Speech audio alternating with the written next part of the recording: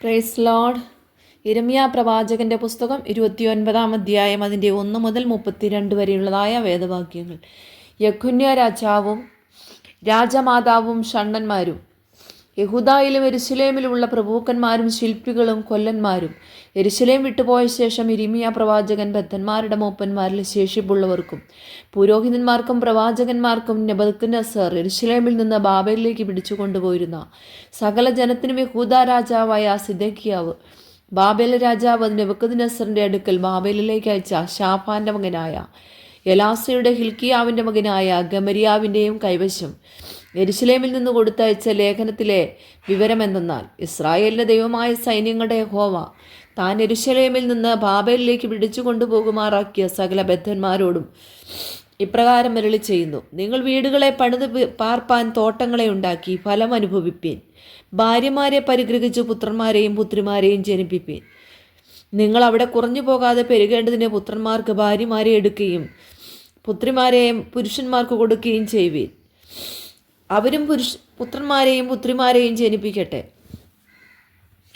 ഞാൻ നിങ്ങളെ ബദ്ധന്മാരായി കൊണ്ടുപോകുമാറാക്കിയ പട്ടണത്തിൻ്റെ നന്മ അനുഭവിച്ച് അതിനുവേണ്ടി യഹോവയോട് പ്രാർത്ഥിപ്പീൻ. അതിന് നന്മയുണ്ടെങ്കിൽ നിങ്ങൾക്കും നന്മയുണ്ടാകും. ഇസ്രായേലിൻ്റെ ദൈവമായ സൈന്യങ്ങളുടെ യഹോവ ഇപ്രകാരം അരുളി ചെയ്യുന്നു: നിങ്ങളുടെ ഇടയിലുള്ള നിങ്ങളുടെ പ്രവാചകന്മാരും പ്രശ്നക്കാരും നിങ്ങളെ ചതിക്കരുത്. നിങ്ങൾ കാണുന്ന സ്വപ്നങ്ങളെ കൂട്ടാക്കുകയും അരുത്. അവരെൻ്റെ നാമത്തിൽ നിങ്ങളോട് ഭോഷ്ക് പ്രവചിക്കുന്നു. ഞാൻ അവരെ അയച്ചിട്ടില്ല എന്ന് യഹോവയുടെ അരുളപ്പാട്. യഹോവ ഇപ്രകാരം അരുളി ചെയ്യുന്നു: ബാബേലിലെ 70 സംവത്സരം കഴിഞ്ഞ ശേഷമേ ഞാൻ നിങ്ങളെ സന്ദർശിച്ച് ഈ സ്ഥലത്തേക്ക് മടക്കി വരുത്തുമെന്ന് നിങ്ങളോടുള്ള എൻ്റെ വചനം ഞാൻ നിവർത്തിക്കുകയുള്ളൂ. നിങ്ങൾ പ്രത്യാശിക്കുന്ന ശുഭഭാവി വരുവാൻ തക്കവണ്ണം ഞാൻ നിങ്ങളെക്കുറിച്ച് നിരൂപിക്കുന്ന നിരൂപണങ്ങൾ ഇന്നവായെന്ന് ഞാൻ അറിയുന്നു. അവ തിന്മയ്ക്കല്ല നന്മയ്ക്ക് അത്രയുള്ളൂ നിരൂപണങ്ങൾ എന്ന് യഹോവയുടെ അരുളപ്പാട്. നിങ്ങൾ എന്നോട് അപേക്ഷിച്ചു എൻ്റെ സന്നിധിയിൽ വന്ന് പ്രാർത്ഥിക്കുകയും ഞാൻ നിങ്ങളുടെ പ്രാർത്ഥന കേൾക്കുകയും ചെയ്യും. നിങ്ങൾ എന്നെ അന്വേഷിക്കുകയും പൂർണ്ണ ഹൃദയത്തോടെ അന്വേഷിക്കുമ്പോൾ നിങ്ങൾ എന്നെ കണ്ടെത്തും. നിങ്ങൾ എന്നെ കണ്ടെത്തുവാൻ ഞാൻ ഇടയാക്കും എന്ന് യഹോവയുടെ അരുളപ്പാട്. ഞാൻ നിങ്ങളുടെ പ്രവാസം മാറ്റും.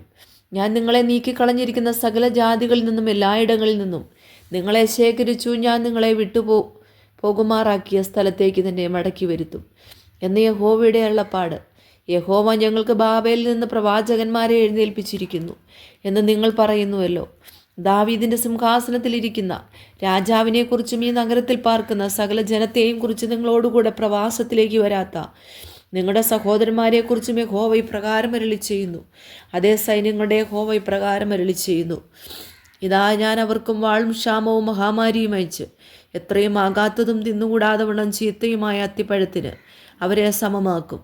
ഞാൻ അവരെ വാൾ കൊണ്ടും ക്ഷാമം കൊണ്ടും മഹാമാരി കൊണ്ടും വേട്ടയാടി ഭൂതലത്തിലെ സകല രാജ്യങ്ങൾക്കും ഭയഹേതുവും ഞാൻ അവരെ നീക്കിക്കളഞ്ഞ സകല ജാതികളുടെയും ഇടയിൽ ഒരു ശാപവാക്യവും സ്തംഭനഹേതുവും പരിഹാസവിഷയവും നിന്ദയുമാക്കും.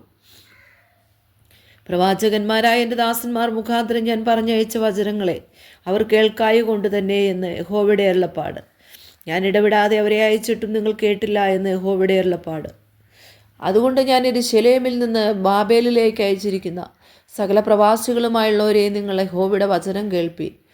എൻ്റെ നാമത്തിൽ നിങ്ങളോട് ഭോഷ്ക് പ്രവചിക്കുന്ന കോലായാവിൻ്റെ മകനായ ആഹാബിനെക്കുറിച്ചും മയസയാവിൻ്റെ മകനായ സിദെക്കീയാവെക്കുറിച്ചും ഇസ്രായേലിൻ്റെ ദൈവമായ സൈന്യങ്ങളുടെ യഹോവ ഇപ്രകാരം അരുളി ചെയ്യുന്നു: ഞാൻ അവരെ ബാബേൽ രാജാവായ നെബൂഖദ്നേസറിൻ്റെ കയ്യിലേൽപ്പിക്കും. നിങ്ങൾ കാണുകെ അവരെ കൊന്നുകളയും. ബാബേൽ രാജാവ് തീയിട്ടിട്ട് ചുട്ടുകളഞ്ഞ സിദെക്കീയാവെ പോലെയും ആഹാബിനെ പോലെയും യഹോവ നിന്നെ ആക്കട്ടെ എന്ന് ബാബേലിലുള്ള യഹൂദ പ്രവാസികളെല്ലാം ഒരു ശാപവാക്യം അവരെ ചൊല്ലി പറയും. അവർ ഇസ്രായേലിൽ വഷളത്വം പ്രവർത്തിച്ച് തങ്ങളുടെ കൂട്ടുകാരുടെ ഭാര്യമാരോട് വ്യഭിചാരം ചെയ്യുകയും ഞാൻ അവരോട് കൽപ്പിച്ചിട്ടില്ലാത്ത വചനം വ്യാജമായി എൻ്റെ നാമത്തിൽ പ്രസ്താവിക്കുകയും ചെയ്തിരിക്കുന്നു. ഞാനതറിയുന്നു, സാക്ഷിയുമാകുന്നു എന്ന് യഹോവയുടെ അരുളപ്പാട്.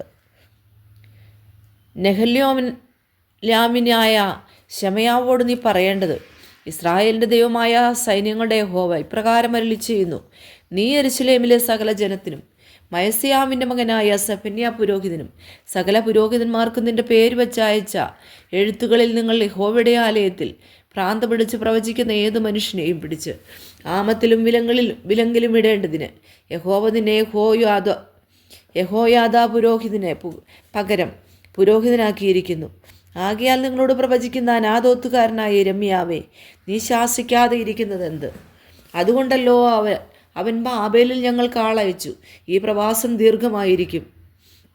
നിങ്ങൾ വീടുകളെ പണിത് പാർപ്പീൻ, തോട്ടങ്ങളെ ഉണ്ടാക്കി ഫലം അനുഭവിപ്പീൻ എന്ന് പറയിച്ചത് എന്ന് പ്രസ്താവിച്ചുവല്ലോ. ഈ എഴുത്ത് സഫന്യാ പുരോഹിതൻ യിരെമ്യാ പ്രവാചകൻ കേൾക്കെ വായിച്ചിരുന്നു. അപ്പോൾ യഹോവയുടെ അരുളപ്പാട് യിരെമ്യാവിനുണ്ടായതെന്നാൽ, നീ സകല പ്രവാസികൾക്കും ആളയച്ചു.